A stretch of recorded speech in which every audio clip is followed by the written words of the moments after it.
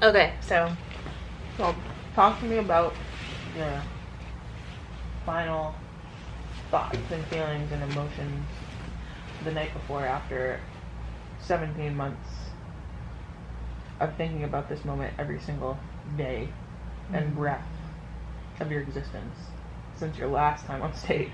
Yeah, that's deep, that's heavy, that's loaded, because I've been mad for 17 months. That's why your ass built all that goddamn muscle. Well, you've been mad as hell in the gym. I've been mad for 17 months just simply because, like, when I was contemplating, like, even playing with the idea of competing, I was going back and forth because I had been exposed to it through a client first in 2017. She was doing a bikini competition, and I was like, oh, okay, that's cool. And so I was like, what is she talking about? Let me go see. That was the first time that I ever saw a physique that I felt like I looked like. I was like, wait a second. So instantly I was kind of like, because growing up, I was like the super, super skinny kid. Mm-hmm. I remember first day of 8th grade, I went to go sit at the table. This boy's like, hey, come sit with me, don't sit by yourself. And I'm like, all right, fine. I start eating. He goes, so you're anorexic? And that, like, shattered my soul. I was like, because that was the first time anyone had ever, like, made a comment about my appearance, you know what I mean? Mm-hmm. Like, I was very just quiet, naive, and I was like, what? Because that was just so far from the truth. I'm like, no, I'm feeding me. So then, fast forward, high school competitive cheer, I went from being asked, are you anorexic, to, are you doing drugs? Are you doing steroids? Because it's a back spot. And so I bulked up real fast. And of course, when I cheered, I was just like, how come I have all this muscle? No one else did. So I was just like, what is wrong with me? How come I don't look like anybody else? You know? So when I saw that, I saw these women, and I was like, you mean to tell me I've been hiding my body since I was 16 years old? I didn't become comfortable with my arms until I was 28. Oh! When I started doing hair, I would cover up because I got so tired of women being hyper focused on my arms. Because in my mind, like, that's disgusting. You're not supposed to look like that, you know? So when I saw these women, I was like, hold on. That's kind of cool. Googled it. Of course, I got all the bad. It was talking about how horrible it is for you. It'll ruin you, yada, yada, yada. And I was like, oh, fuck that. I can't do it. Then I was like, I can never be on stage naked, like, because I'm just very, you know, modest. Like, so then fast forward again, my old coach was hooking her up for her shows. I was like, you know what? I can do this. I'm going to do it. I saw a quote from Simone Biles, and it said, God gave me this body for a reason, so I'm going to use it. That resonated with me so hard. Because for so long, I was just like, God, why did you make me look like a freak? Like, I just want to, you know, I was like, I just want to blend in, because, like, people would always make comments about it, and, like, I don't like being the center of attention. I like being in the background. And so when I read that quote, I was just kind of like, is this what I'm supposed to be doing?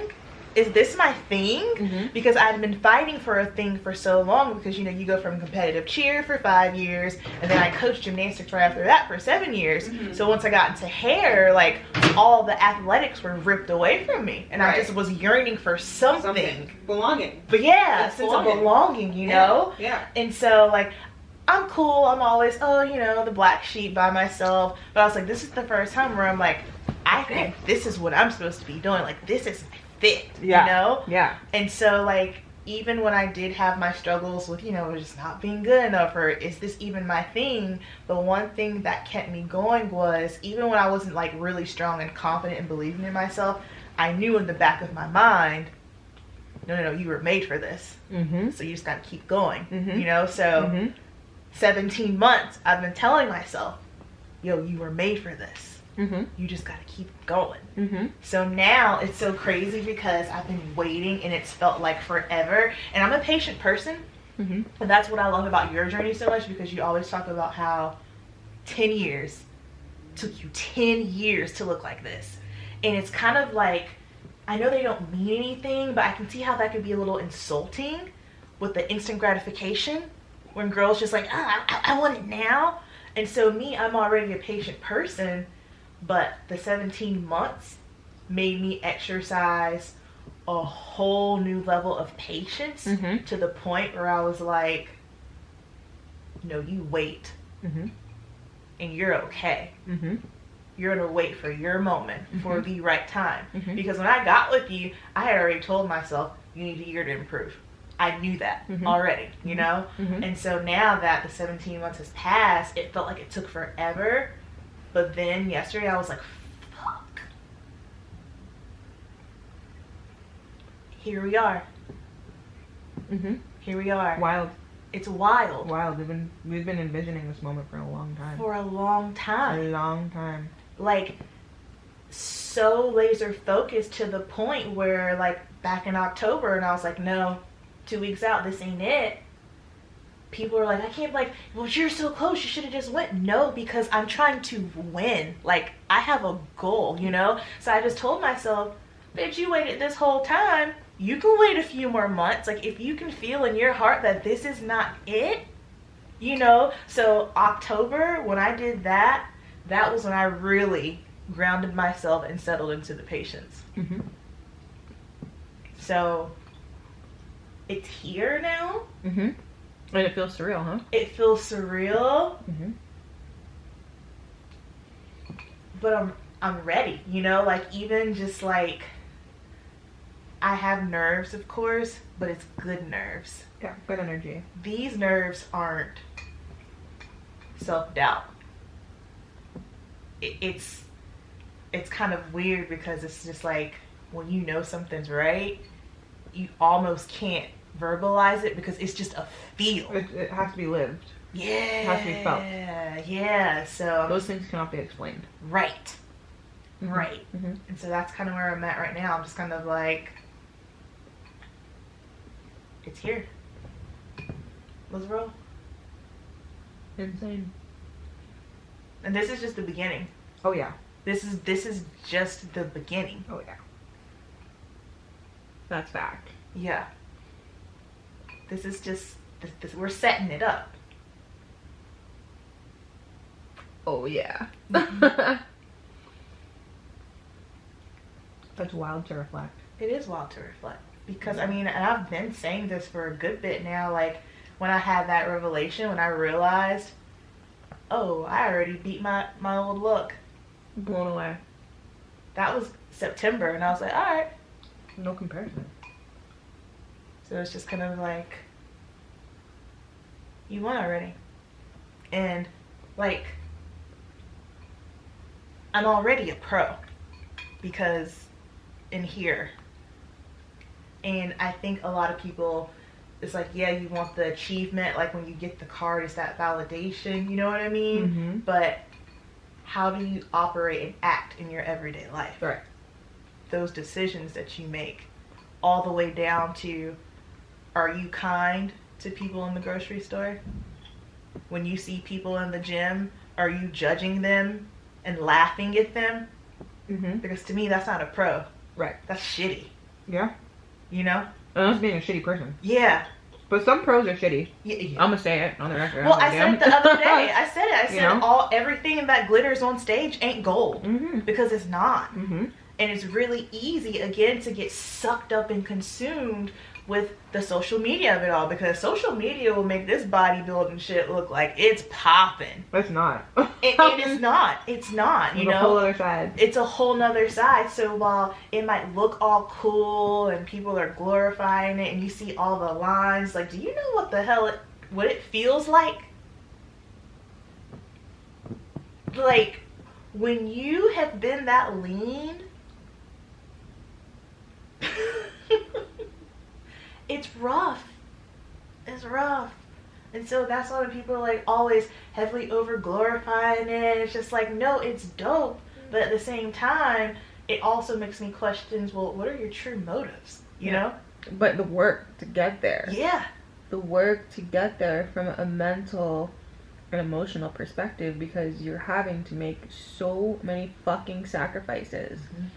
And a lot of those sacrifices cannot be reversed because time cannot be reversed. It's just something that you have to accept. And a lot of people aren't willing to understand that. Mm-hmm. Because that's what it takes. Saying no when you don't want to say no is what it takes. Doing the shit you don't want to do. Like, if you're having a shitty day and you're sad, Yep. and you don't want to count your macros, counting your macros when you're sad and feeling like shit is going to make you better. Mm-hmm. Going to the gym when you don't feel like it is going to make you better. Mm-hmm. And a lot of people don't have that in them, don't have that will, don't have that spirit, don't have that drive and tenacity. You know, there's people who are like the true lifers and the actual athletes, and they're the people that fake it. Mm-hmm. They're the people that are the 12 weekers or the 6 weekers. And oftentimes those people are the ones that want instant gratification. Yep. Granted, yeah, there are some that play, you know, have a little bit of patience, but still feel like the world is owed to them, and they're not really truly willing to put in the time. Right. You need to have a solid ass off season, you know? When you post your before and afters and everything, the thing that people need to really understand and allow sink in is the time that you took off to build when we first started together. You were so uncomfortable. You didn't want, not that you didn't want to, you hadn't eaten that much food before, you hadn't done no cardio before. So you took the first step by actually breaking out of your comfort zone, which was a zone that was actually detrimental to your success. It wasn't comforting, it was just what you thought was right. It was a security blanket. It was complacency, really. And you took the first step by giving it a chance. You know what I'm saying? Yeah. To grow. Because you have to be open. And if you're not open, you're not going to grow. If you don't take a chance, you're not going to grow. And you did everything you were supposed to do when you were terrified. I remember you checked in with me, you were like, I'm literally terrified. Yeah. To eat this much food. I know, like, you, like, I felt like the energy through your words. You were really fucking scared. I was, and that's the thing, and like... You used the word uncomfortable. Yeah. And it's like, it's crazy because it's like, you wanted to continue doing the things that were detrimental to you, making you uncomfortable. But because that was all you knew, it was that security blanket. But that goes in the bigger picture of life. Things that aren't good for you, that you're familiar with. Yeah, preach. You use it as a security blanket when you should get the fuck out. It's like being in an abusive relationship. You're comfortable, you're complacent, but it's detrimental to you. It's the same thing with this fitness game in a sense. Yeah. You're abusing your body mentally and emotionally by doing things that you shouldn't be doing things that are unsafe, doing excessive cardio, you know, dieting down too long, eating no food. That is abusing your body. Not in your case, but in some other people's cases, right. Misusing, and I'm going to keep it very cute and PC, taking things, putting them in their body, abusing those things that they think are helping, right. But if you do it incorrectly, it's not going to help you. So taking the first step in changing the mental is exactly what you did by letting go of that security blanket. And that's what differentiates you from the rest. Back to your point, your mindset. And the patience and the time and the consistency and the shit that I preach all the time. You set that example and you didn't complain about it one time. Because you knew you had a goal, was to get back on stage and to beat your last package, and you understood crystal clearly what you had to do to beat that. And to be quite honest, you've exceeded my expectations. I'm telling you now. Okay. You know, you've exceeded them, and I feel like you've exceeded your own expectations. You know, it's like when you look at your photos and you're like, fuck, that's me? Yeah. Yes, that's you. You did that. You grinded. You put in the time. You put in the hours of the off season and the in season. And you can share about how your long, proper off season that you committed to set you up for a smooth ass prep. Man. Because people don't understand that. How I operate, the basis of how I run shit, your off season is first. Your off season comes first because that's what sets you up. That's what's most important. Right. It ain't the prep. I ain't bringing nobody on and prepping them. No, we were in a relationship. That's right. For over a year, something like that, before we even started a prep. Yeah. But that builds trust. But that's another example of your maturity. Yes. Within your mindset. Yeah. One, researching to find somebody that knew what they were doing. You did your diligence. That was the very first thing. And then letting down some walls to build that trust. And there's levels to this shit with that, but in this regard, you know what I'm saying? Yeah. Which is important. For sure. You gotta be aligned with the people in your life and the people in your circle. You gotta be aligned. With your coach, you gotta be aligned. Got to. Because if y'all aren't riding on the same wave, it's not gonna work. Because it's so, like, you see me naked every week. That's deep.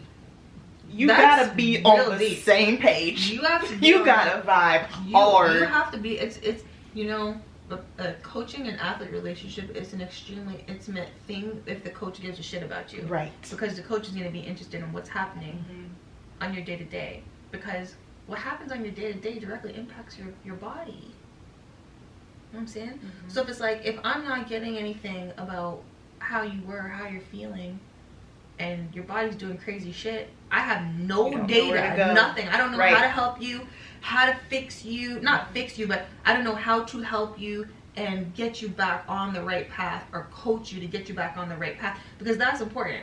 Right. You know, in some people's methodologies, it's they either write you off or they punish you. And when I say punish you, it's taking away food or adding cardio or not giving you the love, care, and attention. Right. And to a certain extent, like the love, care, and attention, like that's real shit. That's what makes a good coach, though. That right there. Because I've said it before, like, you can Google anything, okay? You want to learn how to diet someone, you want to learn nutrition, you can learn that. But when it comes to, like, coaching, like, truly, that's a skill. And I'll never forget when you asked me if I was ready to prep, the first thing you said was, how are you mentally? Where are you? And when you said that, I was like, okay. Because that was a question that had never been asked to me. Ever. So I was just kind of like, yeah. Because for me, that was my battle. Mental. Yeah. So it because when your mental goes, a good coach steps it up for you. A good coach puts, you know, that you have to compartmentalize as a coach. Like, that's just what it is. Especially coming from being an athlete and a coach. Yeah. My prep ain't got nothing to do with you. So if I'm feeling in the dumps because of my prep, that I need to shut that shit all the way down. Yeah. Because that's irrelevant to you. That doesn't affect you. How I run my shit, you wouldn't even know motherfuckers prepping. You know what I'm saying? Like, because if you need me from an emotional perspective, I have to step up for you. Right? I'm your eyes. Yes.